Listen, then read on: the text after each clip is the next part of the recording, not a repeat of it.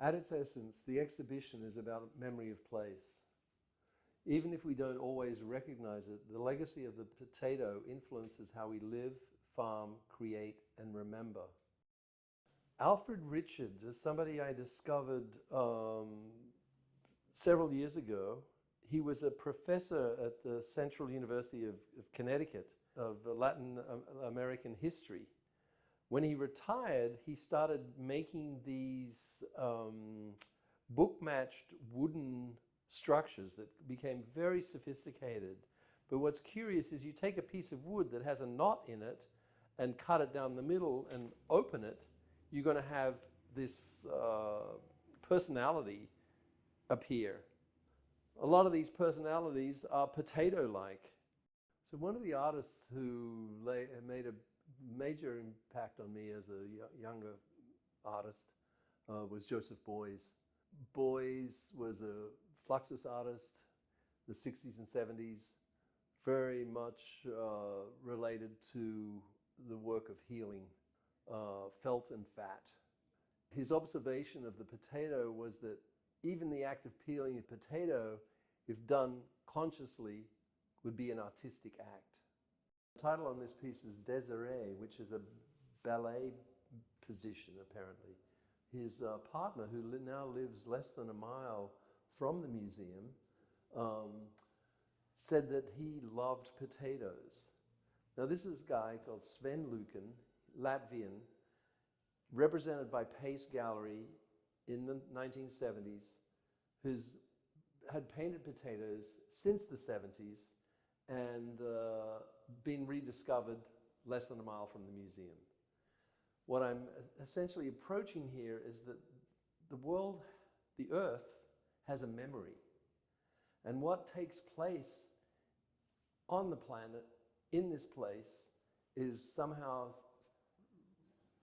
relayed to people, whether they're artists or farmers or children, and those actions of their creativity express what happened before their arrival.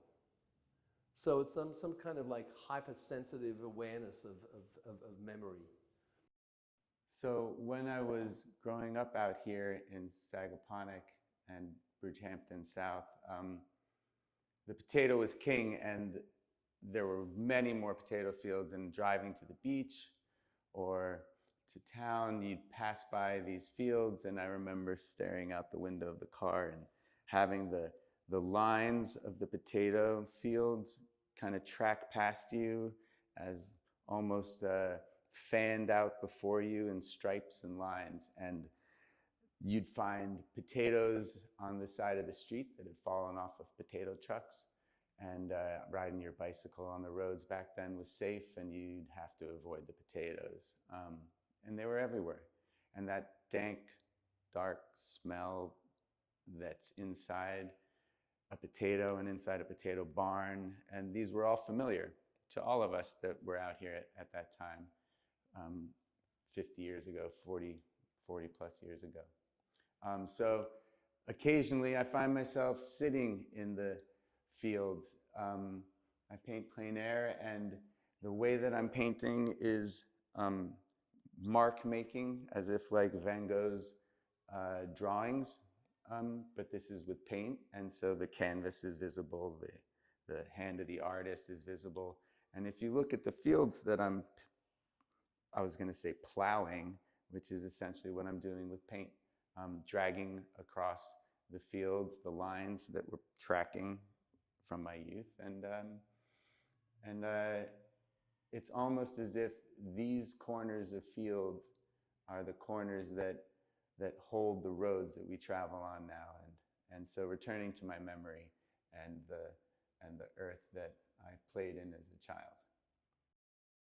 The idea of the form and the shape of the potato and how these kind of poetically interact is very prevalent in the work of Sally Richardson, an English artist living in Montauk. So she's crossed the pond, and she's reminiscing, in my mind, of a stack of potatoes. We have a second piece of hers, where that form of a potato is almost becoming anthropomorphic. My piece is called Invader. It is a lamp or an illuminated sculpture made actually out of kelp, sugar kelp, which is a native seaweed that I collect in Montauk, and I've been making illuminated sculptures and lamps for a number of years now. So this one is kind of called Invader because it has this tripod form, and it's a little bit reminiscent of, so I was thinking maybe War of the Worlds or something in that vein. It lights up in this kind of interesting alien way, and it does look like a potato. So I was thinking potato, maybe there's an egg form there, there's maybe a womb, or different shapes, different ideas. So I think this piece is just kind of another fun addition. One of the first artists I contacted was a friend of mine, Pippi Deer, who I said, do you have anything potato? And she said, oh, let me send you something. Pippi sent me a photograph that she took of herself, curled up in the form, as I read, a potato in the earth. And her head was covered by a bonnet, and that bonnet, turns out, was her great-grandmother's, who had come to this country after escaping the potato famine in Ireland. So Pippi puts on the bonnet and curls up in the earth and documents this genetic memory that's part of her and her ancestry. I think it's a fabulous piece. So this piece called Minnesota, MN, capital MN, I was saying goodbye to my family land in Minnesota. I felt very connected to the black dirt there and wanted to get my whole body in it. I ended up curled up in a ball like a fiddlehead, ready to unfurl, or a fetus or embryo, a seed in the ground. If you look close, you can see the black dirt on my feet. I am wearing my great-grandmother's bonnet to pay homage to her time there in Minnesota. She harvested potatoes in it, that bonnet. She came over from Ireland.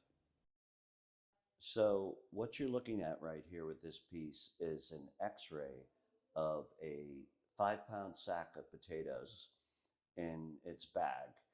And what's important about this piece for me is that I actually had to get the local potato. So the piece is entitled Foster Farms Tiger's Buds. And that's the potatoes that are grown here locally by the Fosters, obviously an old-time potato family. And part of my practice has always been to use medical technology to look through and see things differently than you do with the eye. So I wanted to connect this piece to the land and let it be known that this is the oldest crop here in Sagaponack.